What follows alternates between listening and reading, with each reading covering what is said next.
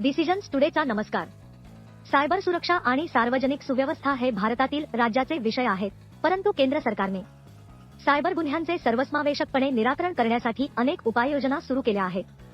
National cyber crime reporting portal सर्व प्रकारच्या cyber गुन्ह्यांचा अहवाल देते. विशेषतः महिला आणि मुलांविरुद्ध 2021 मध्ये सुरू करण्यात आलेल्या आर्थिक सायबर फ्रॉड रिपोर्टिंग सिस्टमने 9.94 लाख तक्रारींमध्ये 3,431 कोटी रुपयांची बचत केली.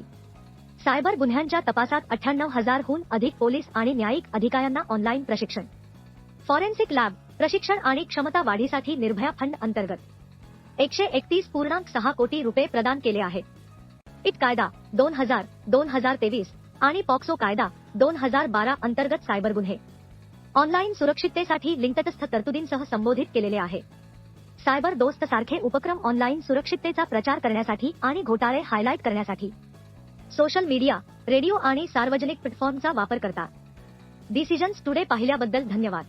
प्लीज सबस्क्राईब करा.